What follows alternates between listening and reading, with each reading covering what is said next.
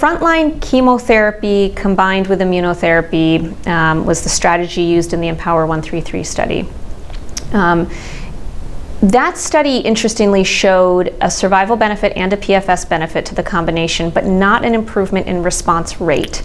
So when we saw that data, I think many in the community thought that, well, maybe what we're seeing is that the effect of the immune therapy is really coming in the maintenance setting, not in the initial upfront combination with chemotherapy context. However, then we saw the results of the Checkmate 451 study. And that was a randomized study with 3 arms where patients were randomized in the maintenance setting. So they received first-line platinum etoposide and completed 4 cycles of treatment. And then were randomized to receive either ipilimumab plus nivolumab alone, or placebo. And the primary endpoint there was the overall survival comparison between the ipi-nivo arm and the placebo arm. And that was a negative result. There was effectively no difference in overall survival between those 2 groups. And I think that came as a surprise to many of us, but certainly showed fairly convincingly that there's not a benefit to giving ipi-nivo in that context.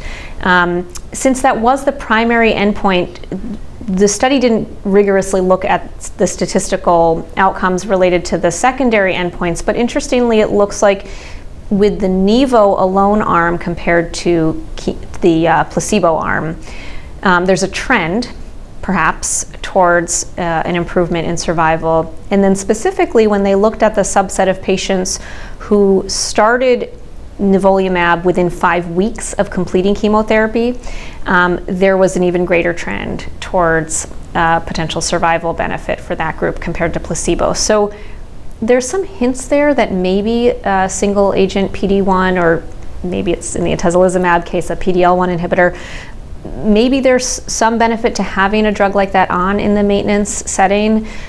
But I think that based on the results of the Checkmate 451 study, we really don't have the data supporting using immune checkpoint inhibitors in the maintenance setting in patients who have received upfront chemotherapy alone.